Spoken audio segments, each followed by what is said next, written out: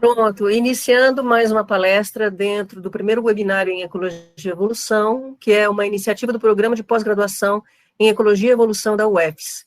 Nós temos o convidado agora o Dr. Gustavo Gracioli, da UFMS, com a palestra intitulada Cofilogenia de Moscas e Mamíferos Dípteros. O Dr. Gustavo Gracioli possui graduação em Ciências Biológicas pela Universidade Federal do Rio Grande do Sul e mestrado e doutorado em Ciências Biológicas, com concentração em Entomologia, pela Universidade Federal do Paraná. Atualmente, ele é professor associado da Universidade Federal do Mato Grosso do Sul. Exerce a função de curador da coleção zoológica de referência da UFMS. Foi conselheiro da Fundação de Apoio ao Desenvolvimento do Ensino, Ciência e Tecnologia do Mato Grosso do Sul, no período de 2009 a 2016. Então, professor Gustavo, seja muito bem-vindo e eu passo a palavra para a sua palestra. Muito obrigado. Então, agradeço ao programa pelo convite de poder expor um pouco sobre o grupo que eu estudo, que são mosquinhas, tá? Então, eu vou já compartilhar a minha tela. Vamos lá. Como eu tenho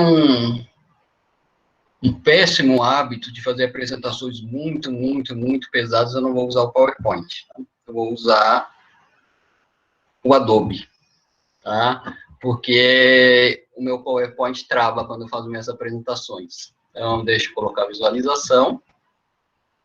Modo tela cheia. Deixa eu ver. Todo mundo está vendo? Minha mãozinha. Tranquilo. Tá? Então, eu vou começar falando, né, o meu título, né? Cofilogenia entre moscas e mamíferos dípteros, né? Vou começar a falar sobre os modelos, então eu vou falar sobre as moscas, primeiramente, e os mamíferos dípteros, depois eu vou falar sobre cofilogenia entre eles, né? Então, começando pelos mamíferos dípteros, que são morcegos, tá? Morcegos são os únicos mamíferos com capacidade de voo, onde nós podemos ver aqui, tá, que eles têm os membros anteriores modificados. Os membros anteriores, aqui está o braço, aqui está a mão modificada em asas que permite o seu voo, tá? Além disso, e ter hábitos noturnos, né, porque eles estão ativos, então eles saem para forragear, tá, e ter atividade apenas durante o período noturno, possibilitou uma grande diversificação. Então, eles estão praticamente em todos os lugares do mundo, tá? Só em regiões muito frias, nos polos, é que nós não encontramos morcegos, tá? E eles também têm uma grande diversificação de hábitos alimentares. Isso é uma característica muito interessante dos morcegos. Então, temos morcegos que se alimentam de frutas, morcegos que se alimentam de pólen, néctar, tá? Se alimentam de insetos, tem alguns que são carnívoros, se alimentam de pequenos vertebrados, alguns que pescam, tá? E 3 espécies que ocorrem no continente americano se alimentam de sangue. Só para atualizar a classificação de morcego, né? Uma questão de aquele velho conceito que a gente tinha dos megaquirópteros, são raposas voadoras, tá? Que se orientam apenas pela visão, tá? Que é a classificação antiga, então são os megaquirópteros, e os microquirópteros são os morcegos que tinham capacidade de ecolocalização, tá? A classificação hoje mudou, tá? Tudo indica que tem um grupo de microquirópteros que é mais próximo dos megaquirópteros que outros, tá? Então, microquiróptero é um grupo parafilético, então hoje é esses nomes complicadinho aqui, tá? É a classificação atual de morcegos e provavelmente a ecolocalização surgiu independentemente em 2 grupos de morcegos, tá? E morcegos também são animais bonitinhos, que a gente pode ver aqui nesse abrigo, tá? E eles têm, quando tá de dia, eles estão escondidos nos seus abrigos para se proteger dos predadores, tá?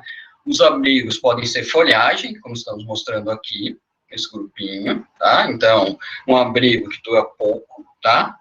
Dura muito pouco, porque enquanto a planta, a folha, estiver viva, tá? Eles estão protegidos. Tem uns que se protegem e usam como abrigo copa de árvore, outros usam pouco de árvore, então que dura mais, tá? É um abrigo mais persistente, né?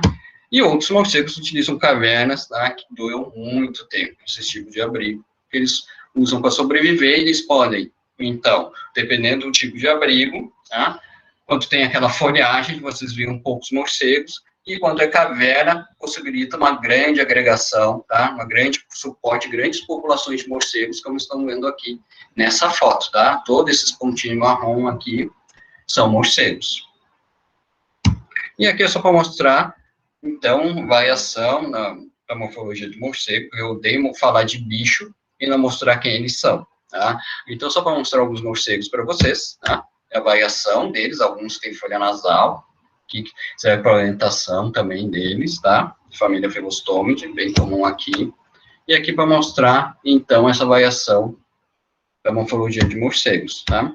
E sobre esses morcegos estão associados moscas, que a gente pode ver aqui, tá? Essas moscas são ectoparasitas, hematófagas, tá? Se alimentam de sangue do morcego, tá? E são realmente encontradas exclusivamente associadas a morcegos, tá? Não são encontradas em outros hospedeiros, tá? E eles vivem sobre o pelo do morcego, tá? Como está sendo mostrado aqui, ou entre os pelos do morcego, tá? Que é o morcego hematófago, desmatofotundus. Aqui podemos ver as pontinhas das asas e o final do abdômen das mosquinhas escondidas, tá?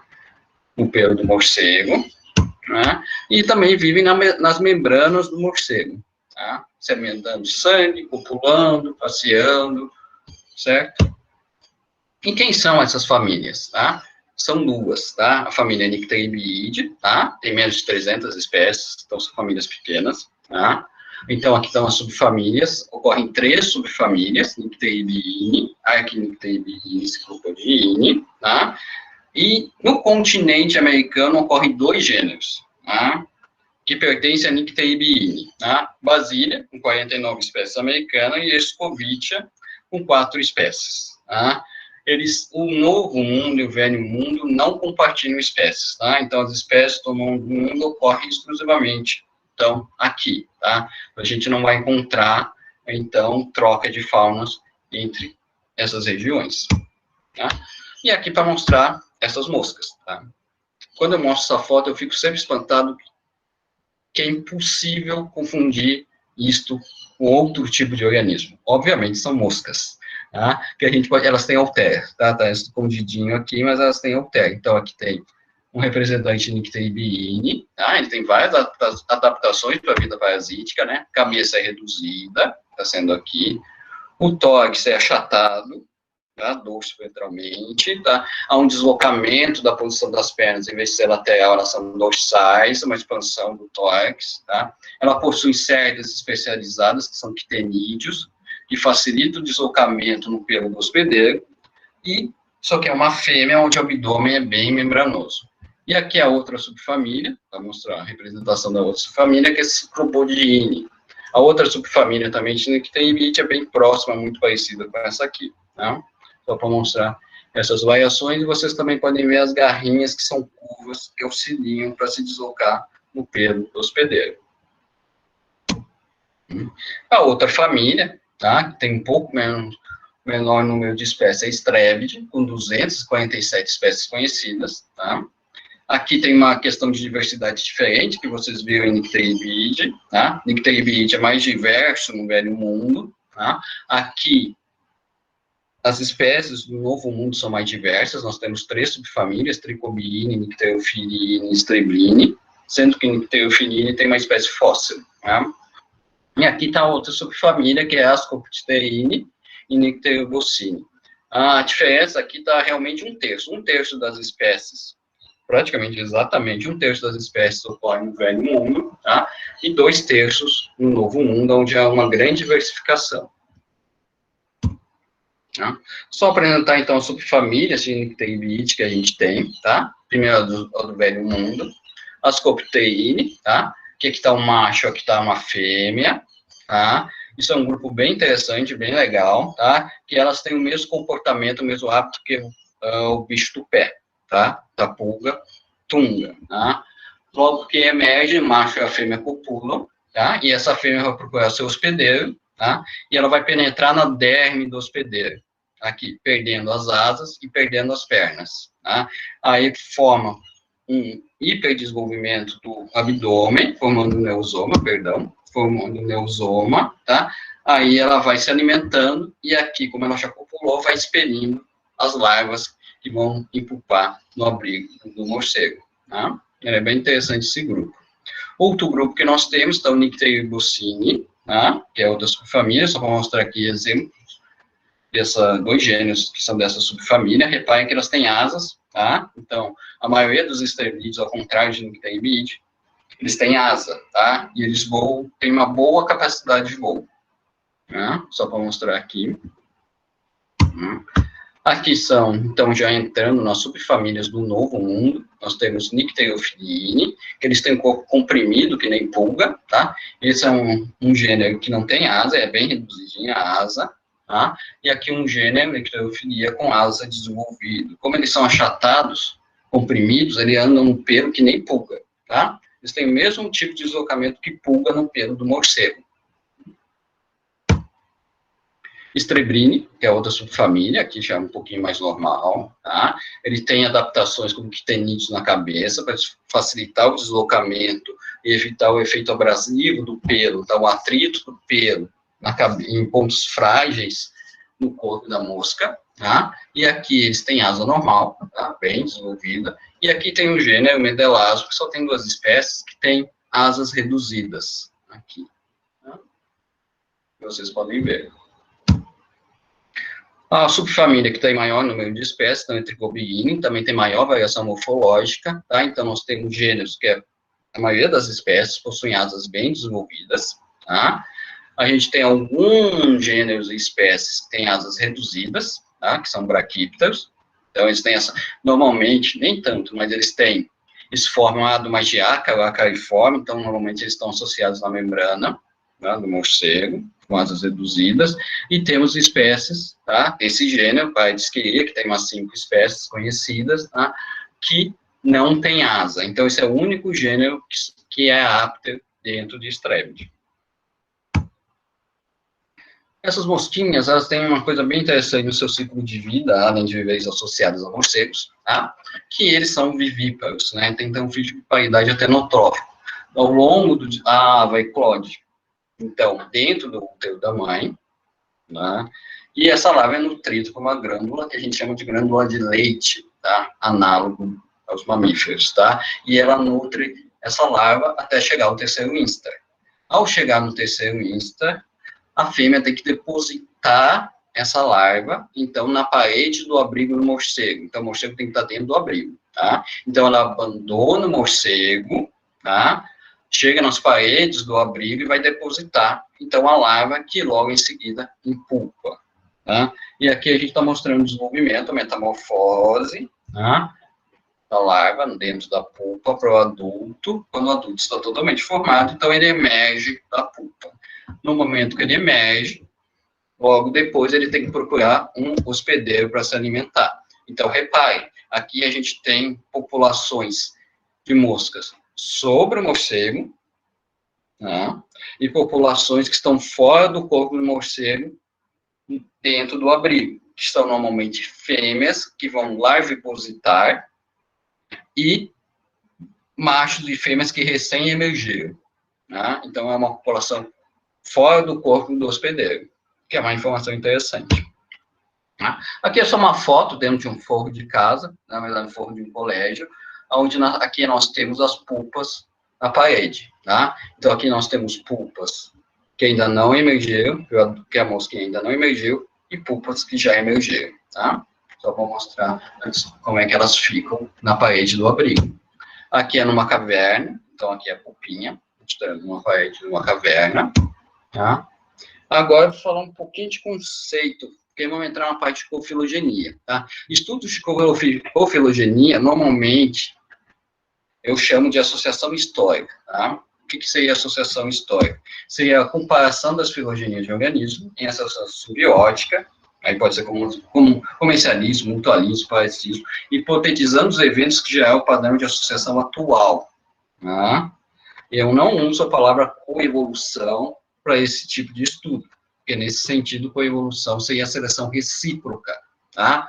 Entre organismos. Eu não estou mostrando isso, tá? Eu só estou tentando explicar o padrão de associação atual, tá? Quais os eventos que geraram o padrão de associação atual, tá? Isso é uma coisa bem interessante para diferenciar, tá? E quais são os pressupostos para vocês terem bons trabalhos de associação histórica? Primeiro, a gente tem que ter filogenias, tá? Boas filogenias, tanto de hospedeiro como de parasita. Então, não é legal trabalhar com táxons, com taxonomia alfa mal resolvida, ou com a parte filogenética mal resolvida. Tá? Comparar a filogenia usando os métodos quantitativos, tá? E testar se a congruência entre a filogenia é maior do que esperada pelo acaso. Para isso, a gente tem uma série de programas, tá? Então, aqui estão programas que simplesmente eles verificam a congruência entre as filogenias de hospedeiro e parasito, nesse meu caso, tá? E eles podem determinar quais pontos da filogenia tem um sinal filogenético forte, que poderia indicar, então, eventos de coespeciação. Né? E a gente tem aqui, nesse outro lado, outros programas, tá? Vários programas, hoje existem vários programas no mercado disponíveis, quase todos eles gratuitos, tá? Que eles fazem o quê? Eles hipotetizam, é o antigo análise de componente, que é chamado antigamente, quando eu comecei a estudar cofilogenia, tá? Onde a gente verifica os eventos que geraram o atual padrão de associação. Além disso, também pode ser usado programas de análise de geografia histórica, tá? Alguns trabalhos, como já foi, que eu vou apresentar daqui a pouco, utilizam reconstrução de hospedeiro ancestral, tá? Em vez de construir a área ancestral, tu pode substituir a área pelo hospedeiro, tá? E fazer uma reconstrução de hospedeiro ancestral, tá? Para verificar, então, ou seria um evento de coespeciação seria mais provável ou menos provável na história evolutiva. Tá? Então, tem vários métodos para serem utilizados. Sobre os eventos, tá? Os eventos cofilogenéticos, quais seriam estes? Tá? O primeiro deles seria, então, coespeciação. Aqui nós temos, então, uma linhagem de morcego, carregando uma linhagem de parasito, tá? Aí vai ter uma barreira, vai gerar um evento de especiação, aqui daí dividiu essa linhagem em duas, tá? Então, nesse momento, a especiação do hospedeiro promove a especiação do parasito, tá? Então, só para mostrar um padrão, tá? Aqui em cinza mais largo seria a filogenia do hospedeiro, em preto mais estreito seria a filogenia do parasito, e aqui o evento de coespeciação. Tá? Outro evento que nós temos, que a gente chama de colonização ou troca de hospedeiro. Então, nós temos duas linhagens não relacionadas de morcegos, tá? Então, aqui tem uma que carrega um parasito e outra que não carrega um parasito.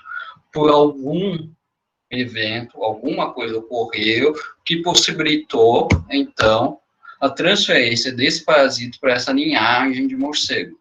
E, a partir daí, era especia, tá? Metodologicamente, existem vários critérios entre os programas, tá? Normalmente, eles associam essa colonização a um evento de especiação, tá? Na realidade, nem sempre isso deve ocorrer. Algumas vezes tu tem colonização sem ter especiação do parasito. Mas, metodologicamente, a maioria dos programas tratam eventos de troca de hospedeiro associados a eventos de especiação. E aqui está o padrão, que teria essa numa filogenia, tá? Uma análise, então a direção, tá? Essa seta mostra a direção da colonização. Um outro evento, então, seria falha de especiação, tá? Não achei nenhuma palavra melhor em português para isso, tá? Então, a gente tem, então, os morceguinhos, tá? As mosquinhas associadas a eles, essa linhagem. Aí ocorre o quê? A especiação do morcego, tá? No entanto, as mosquinhas não especiaram, tá? Então, a especiação do morcego não foi suficiente para promover a especiação do parasito. Então, o fluxo gênico dessa espécie de parasito se mantém, tá? Uma representação gráfica seria isso, tá? Aqui está a linhagem do parasito, que se mantém íntegra, tá? Enquanto o hospedeiro especia, tá? Ocorre divergência. O outro evento que a gente tem, que a gente chama de duplicação, seria uma coisa análoga à especiação simpátrica, tá? Então, nós temos, então, a linhagem do hospedeiro, as mosquinhas associadas a eles. Aí, aqui ocorre ao longo do tempo, tá? Só que o hospedeiro não especia, mas as mosquinhas sim, tá? Então, alguma coisa interrompe o fluxo gênico entre as populações de mosquinhas e ela especia, tá? Então, aqui a gente tem a representação, a filogenia, aqui a linhagem do hospedeiro, e aqui é um evento de especiação somente na mosquinha. E aqui eu vou mostrar 2 eventos que causam a ausência do parasito sobre o hospedeiro, tá? O padrão nos programas é o mesmo, tá? A gente não tem como diferenciar esses 2 eventos que eu vou mostrar em seguida. O primeiro é a extinção, né? Então, a gente tem, então, aqui a linhagem do morcego com as mosquinhas, ocorre a especiação do morcego, ocorre a especiação das mosquinhas, tá? Só que por um evento qualquer, some, extingue a espécie em uma das linhagens, tá? Então, a gente tem esse padrão. Então, isso é um evento que vai causar a ausência de parasitos sobre o morcego.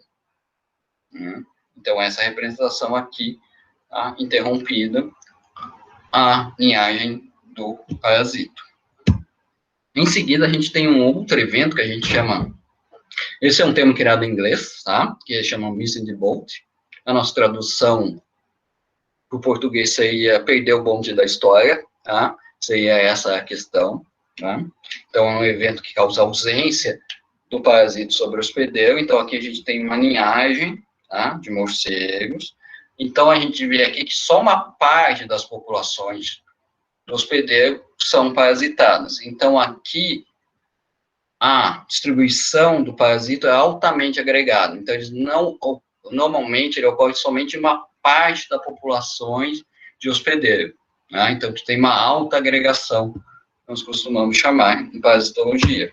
Tá? Então, quando ocorre a especiação do hospedeiro, tá? O que a gente vê como padrão? Isso aqui normal, tá? Ocorre a especiação do hospedeiro, então essa linhagem aqui tem parasito, porque ela sempre teve esse parasito, ele sempre carregou esse parasito, tá? Perdão. E essa linhagem de hospedeiro não tem parasito, porque, na verdade, ela nunca teve parasito. Ao contrário de extinção, né? Que as 2 linhagens então, têm parasito, mas ocorre a extinção. Aqui eles não têm parasito, porque eles nunca tiveram parasitos. Né? Mas os programas não conseguem diferenciar. Né? Então, por uma tradução literal, isso seria eventos de... Não literal, é um termo que eu gosto de usar, tá? Desde o meu mestrado, tá? Que eu chamaria de evento de perda. Tá? Não sei se é o melhor nomenclatura para isso, mas é como eu chamo. Tá? São eventos que causam a ausência do parasito no hospedeiro. Tá? E aqui é uma tabelinha só para mostrar, então, os fatores que podem ocasionar, então, a falta de congruência entre a filogenia do parasito e do hospedeiro. Porque se há congruência perfeita entre a filogenia do parasito e do hospedeiro, então é que houve apenas coespeciação. O hospedeiro especiou e o parasito logo em sequência especiou. Então, as filogenias vão ser completamente congruentes. Só que aqui está mostrando fatores que podem causar incongruência na filogenia, na congruência das filogenias. Tá? Então, a gente tem aqui simpatria e sintopia entre os hospedeiros, então eles têm distribuição sobreposta dos hospedeiros, e também eles ocorrem, tipo, no mesmo local, ou compartilhando abrigo, tá? E podem ocorrer em morcegos compartilham abrigos, então, quando isso ocorre, isso pode facilitar a dispersão, a colonização, troca de hospedeiro, ou falha de especiação. A agregação, que seria ter, na população de hospedeiros, tu ter poucos indivíduos com muito parasitos, e a grande maioria dos hospedeiros com poucos ou quase nenhum hospedeiro, isso facilita a duplicação ou eventos do tipo Missing the Boat, que a gente já viu. Baixa especificidade parasitária, então uma mosquinha ocorre em várias espécies de morcegos, tá? Que significa simplesmente uma frequência de ocorrência.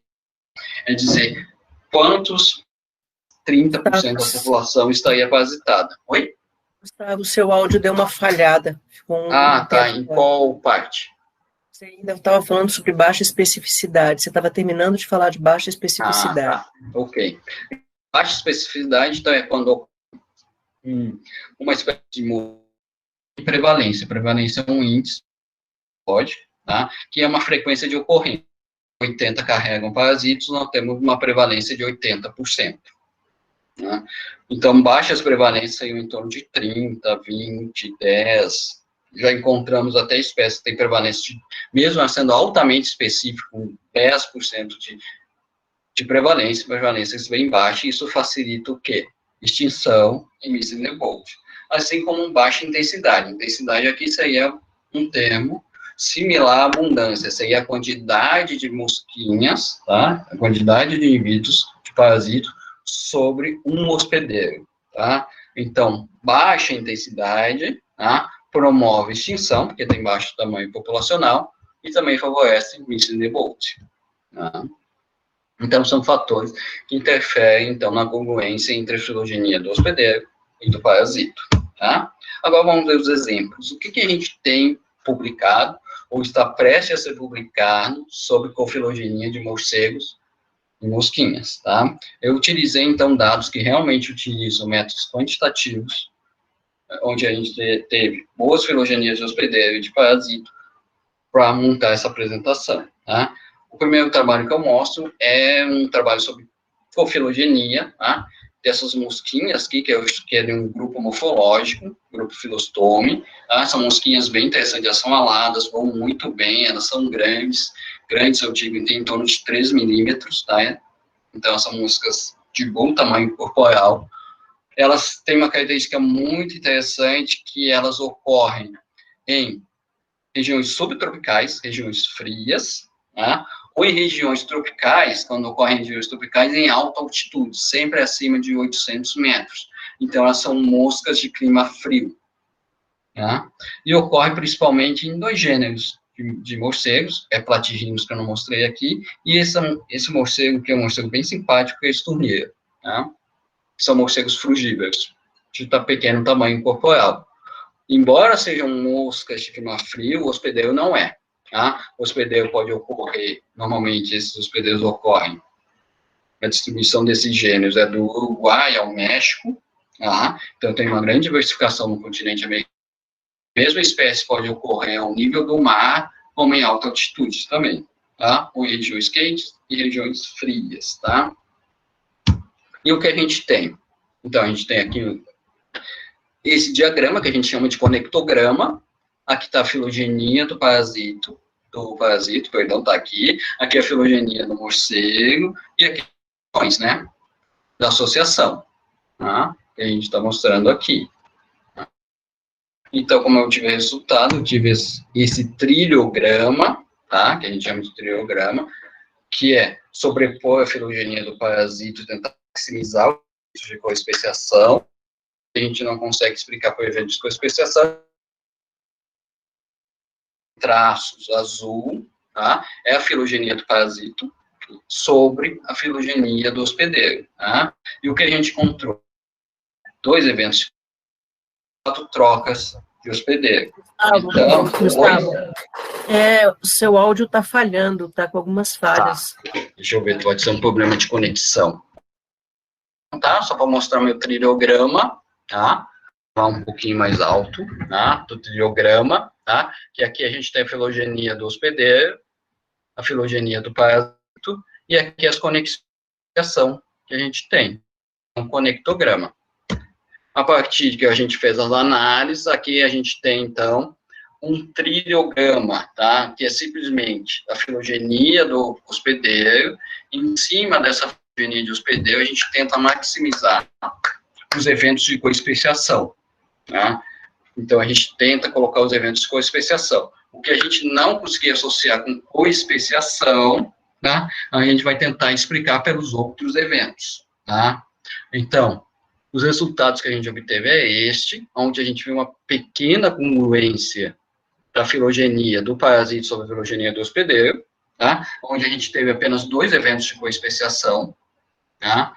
Tivemos um evento de duplicação, um evento de perda, que pode ser tanto missing the boat ou extinção, que está sendo mostrado aqui, essa interrupção da linhagem, e 4 trocas de hospedeiros que estão sendo indicadas pela seta direção dessas trocas de hospedeiro, tá? Então, veja bem, e eles têm alta especificidade, como a gente viu no conectograma anteriormente, há uma alta especificidade do hospedeiro em relação do parasito em relação ao hospedeiro, mas de 4, 6, 8 eventos que ocorreram, vai explicar o padrão de associação, apenas 2 são de coespeciação. Tá? Então, coespeciação, nesse modelo, foi raro. É um evento bem raro. Tá? E aqui são outros cenários possíveis, dentro da mesma quantidade do número de eventos, tá? Porque a gente considera um evento sempre uma menor quantidade de eventos, tá? Uma coisa bem parcimoniosa, tá? Para explicar o padrão de associação, tá? Então, isso aqui são outros cenários, mas também com aquele mesmo número de eventos, tá? O que a gente colocou como possível causa de tanta troca de hospedeiro? A gente tentou explicar o compartilhamento de abrigo.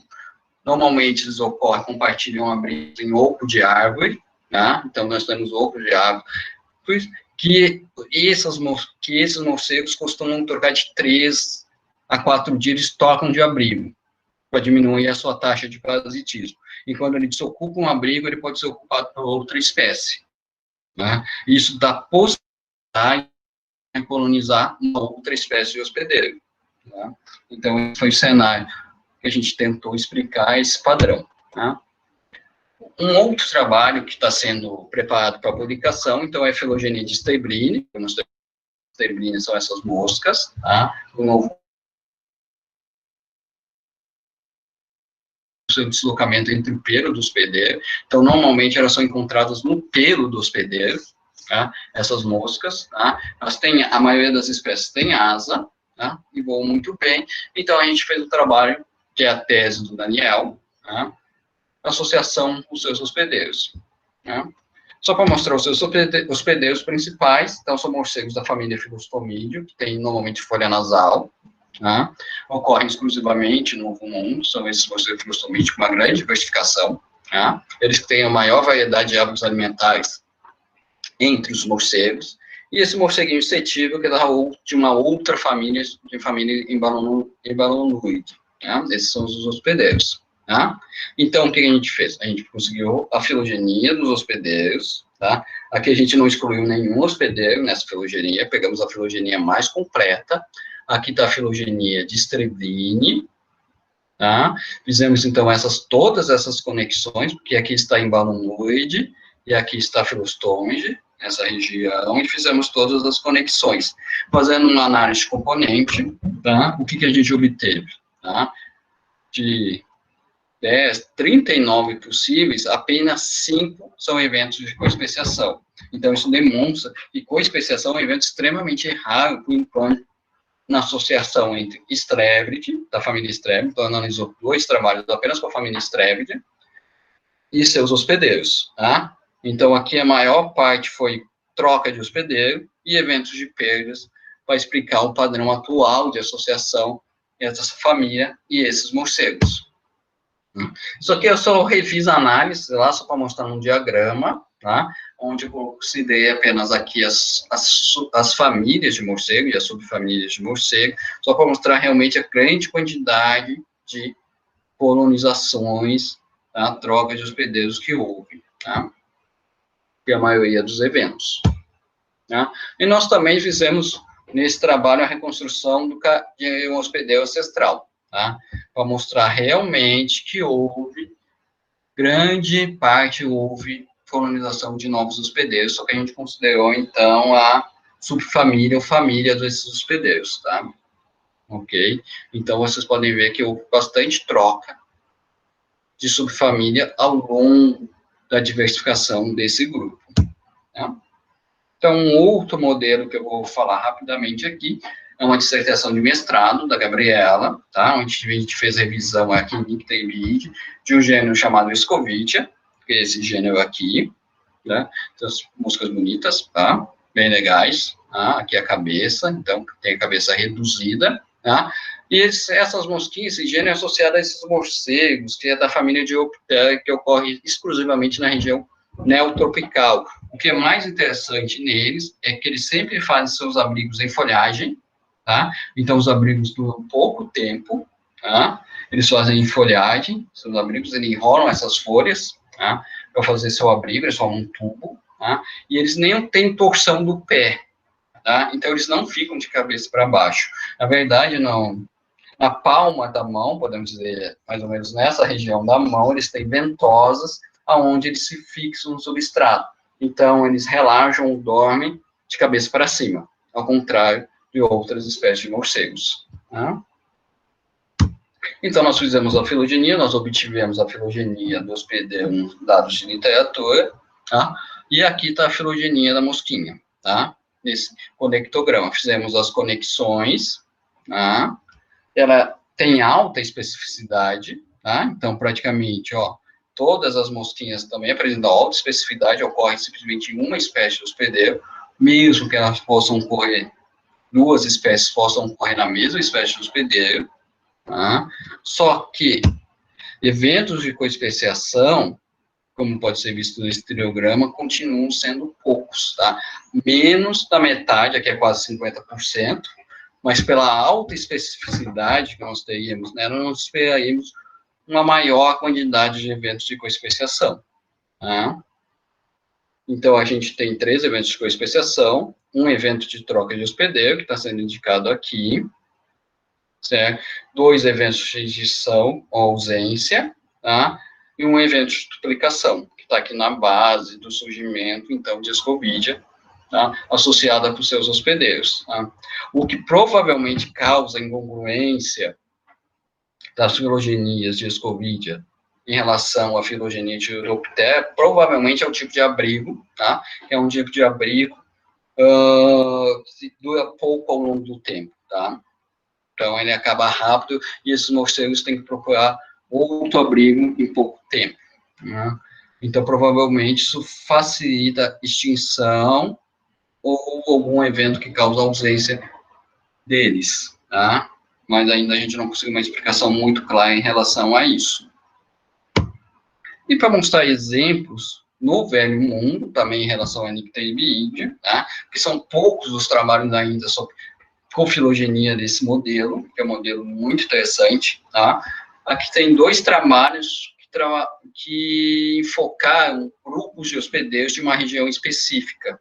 Eles não trabalharam como uma revisão ou um grupo monofilético em si, tá? Eles trabalharam com a fauna de morcego e de mosquinhas de Madagascar e das Ilhas Comoros, tá? Então, eles fizeram o levantamento, essas são as mosquinhas que ocorrem nessa região, tá? Alguns exemplos, todos Nycterinidea, tá? E aqui estão os morcegos, tá? Que eles amostraram. Então, eles amostraram Megagyroptera e Microgyropterus também, tá?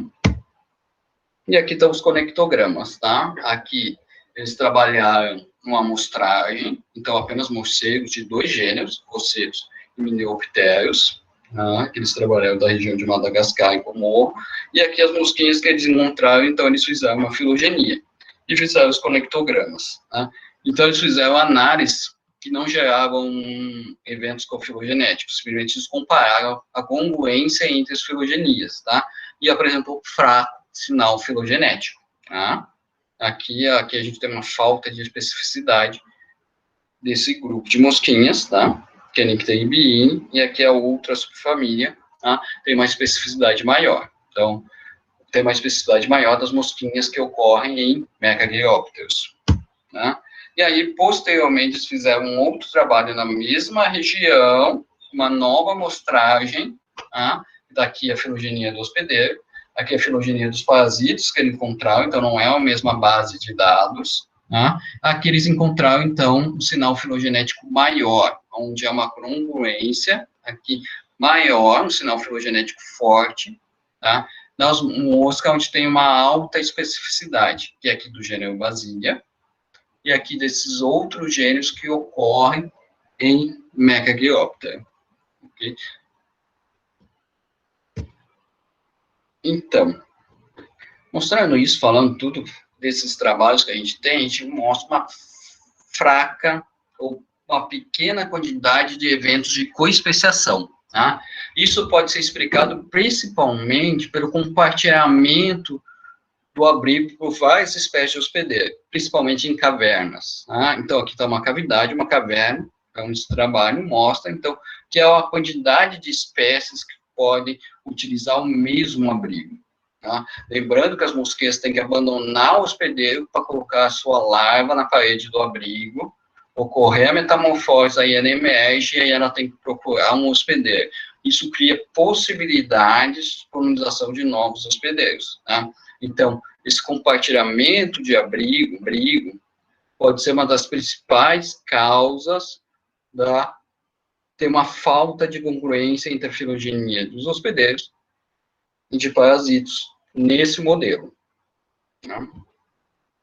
Na verdade, é o que sugere a maior explicação. Eu espero não ter falado muito rápido, espero ter falado claro, espero ter deixado ninguém com fome e ninguém com sono, tá? Mas eu queria apresentar, eu acabei, estou aberto a perguntas.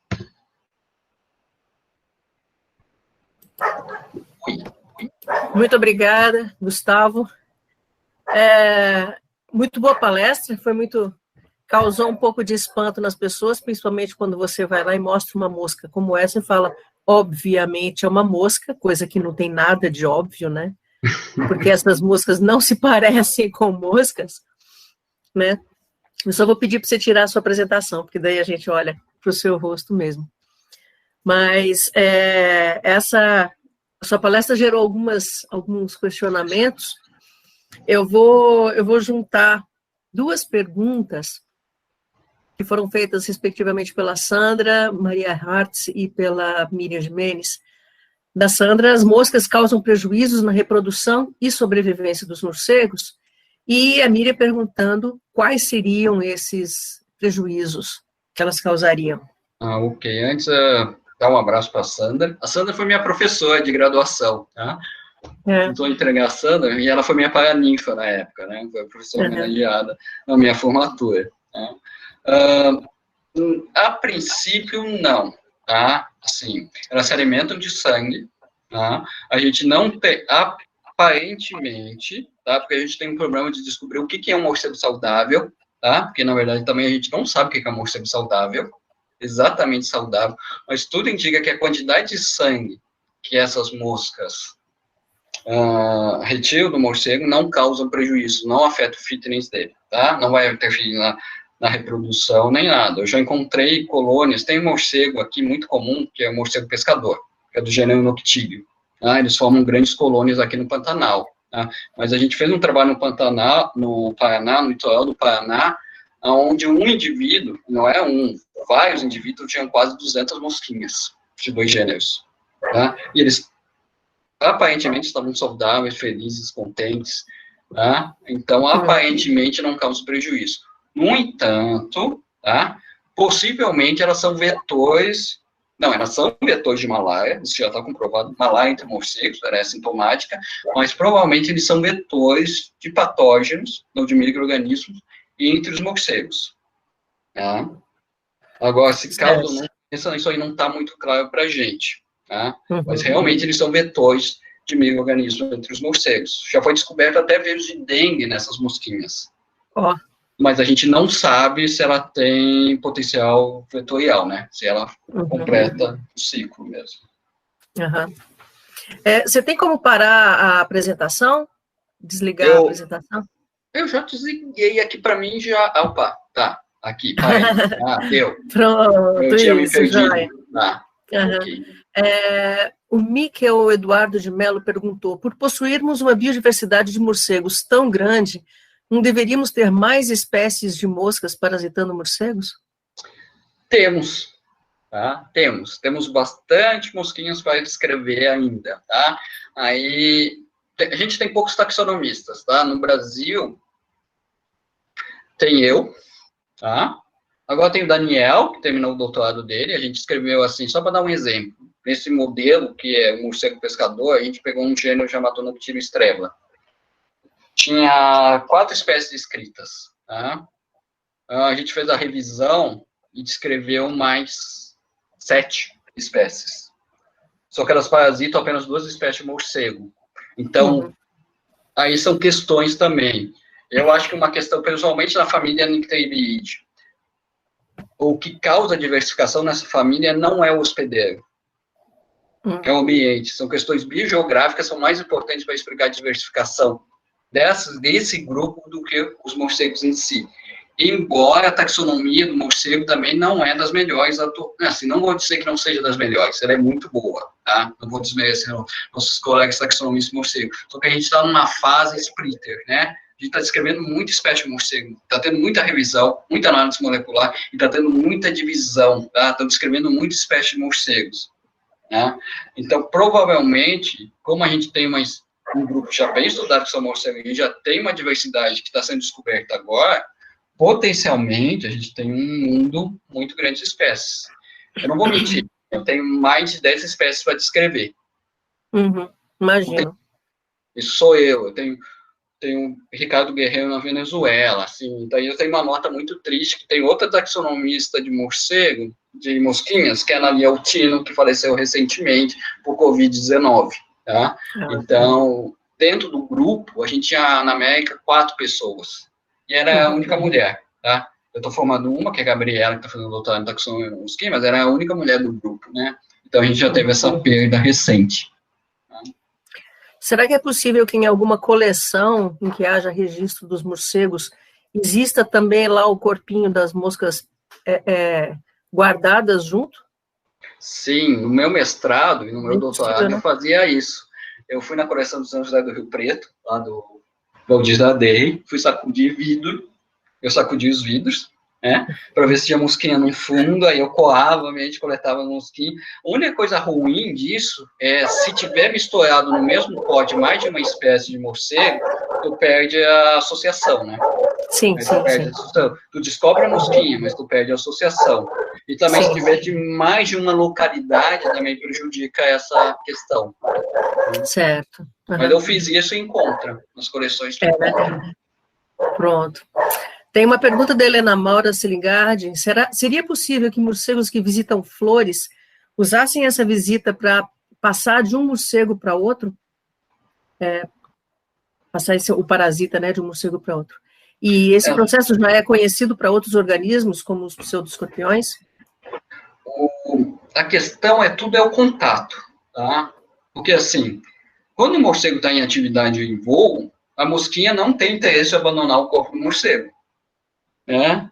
Porque ela vai ter muito trabalho de encontrar alguém e ela precisa encontrar alguém, porque é a fonte de calor e alimento para ela, né? Então, ela só vai sair, tanto que, assim, eu já coletei morcego uma vez, logo quando eu iniciei, né? Hoje a gente é mais burocrata, né? A gente vai ficando velho, a gente começa a sair menos para campo, a gente começa a ficar mais burocrata, né? Mas quando eu coletava bastante, eu já fiquei segurando um morcego na mão e a mosquinha fazia isso aqui, ó. Esse movimento, ela abandonava e voltava, abandonava e voltava, abandonava e voltava o morcego, tá? Porque o morcego estava estressado, estava segurando ele estava estressado, mas ela não abandonava para valer o corpo do hospedeiro. Então, ela só vai trocar os hospedeiros se ela ter certeza, é uma oportunidade, então tem que haver contato, tá? Ou ela está dentro do abrigo do morcego, tá? Que é um ambiente que ela conhece melhor, tá? Dá mais segurança. Tá? De certa forma, porque tem uma predação muito forte dentro de abrigo, tipo aranhas, formiga, grilo, tá? Sobre essas mosquinhas. Então, estação de flor precisa ter 2 morcegos juntos, eles precisam se encontrar e possibilitar a passagem dela para o outro indivíduo. Senão, eu não acredito que isso ocorra. Certo. O Caio até fez um comentário. Gustavo, pelo que entendi, a dispersão dessas moscas ápteras é feita com o contato dos morcegos com os recém-eclodidos de pupas que estão nos abrigos. É isso, não é? Mas, de qualquer forma, me parece uma dispersão bem limitada, ou não? Sim, elas caminham bem, tá? As que não têm asa, tá? A mosquinha vai abandonar o morcego, vai colocar lá a larvinha vai pupar e vai eclodir. Aí ela vai correr para encontrar alguém. Ela tem que encontrar alguém. Senão mesmo que não seja o melhor hospedeiro. Ela vai aonde tem. A gente fez um trabalho na Ilha Grande, e com Carlos Esberra e Helena Bergalo, aí com Caldic e outros pesquisadores, tá? Onde a gente trabalhou em forro de uma escola onde tinha uma colônia de um morcego grande, a Philostomos astatus, ele é grandão, ele é predador, ele preda outros morcegos, ele preda lagartos, etc. Tá? Aí as fotos das pulpinhas naquela parede que eu mostrei para vocês. Tá? Quando o morcego saía, o filósofo saía, ele coabitava esse fogo com um morcego pequenininho, que é o Molossus. É aquele primeiro morcego que sai, que a gente vê quando ainda está meio de dia, que se alimenta de insetos. Ele é pequenininho. Quando os filósofos saíam, que eles saíam primeiro, as mosquinhas específicas de filósofo não tinham quem atacar. Eles atacavam os molossos, que não é o hospedeiro normal delas, e ficavam se alimentando de sangue. Mas quando os molossos saíam para fora do abrigo e a gente capturava, eles não tinham mosca. Tá? Elas estavam usando aquele morcego apenas para se manter vivas, mas não para completar o ciclo de vida, porque isso é uma barreira também. Mesmo que ele consiga colonizar, é uma barreira difícil de quebrar a colonização de novos hospedeiros, porque não basta se alimentar, tem que ser o suficiente para manter e completar seu ciclo de vida. Então ele tem que permanecer bastante tempo. Certo. Eu queria fazer uma colocação. Você fez uma caracterização bem legal em termos da distribuição das famílias e subfamílias no globo, né? Você consegue fazer uma caracterização areográfica mesmo do processo de evolução, de distribuição dos morcegos e, consequentemente, das moscas que os parasitam? A gente tem algumas ideias de trabalho de biogeografia em relação a isso, tá? Que a gente consegue ver. Porque a gente tem que testar algumas hipóteses. A gente ainda não testou hipóteses mais robustas, porque ainda está faltando filogenias boas amostragens, tanto de mosquinhas, de morcego a gente já tem, tá? Tanto do velho mundo como do novo mundo. Tá? A gente tem promessas de filogenias que vão sair mais robustas, tá? E aí a gente vai testar isso. Tanto que tem uma hipótese muito legal, que foi o professor Lindolfo Guimarães fez, na década de 50, sobre a colonização de Nycterides, da Basília, aquela que não parece mosca, tá? Ela ocorre em morcegos superiores, aquela que é mais uniforme, tem a cabeça reduzida, que anda assim, na verdade ela anda assim, tá? Ela só baixa a cabeça para se alimentar. Ele sugeriu 2 entradas dessa mosquinha, pela região, pelo Alasca lá, da Ásia, passando pelo estado de Bering, uma entrada para o morcego superiores, tá? Do velho mundo, e daí ocorreu. Só que ele hipotetizou 2 entradas, ocorreram isso. A gente já tem as filogenias do morcego, e eles já fizeram esse teste, tá? Só que agora não lembro de cabeça, tá? Mas eles já testaram essa hipótese de 2 entradas de morcegos da família Vesperionides no continente americano, tá? Como eles são os que carregam essa mosquinha, aqui falta a gente ter uma filogenia legal dessa mosquinha para ver se a coisa corrobora. Tá? Beleza. Muito legal. Bom, não tem mais perguntas agora. Gustavo, muito obrigada. Eu agradeço. Tema muito interessante. Obrigada pela sua participação no webinário. Eu agradeço. Tá bom? Muito obrigado. Joia. Obrigada.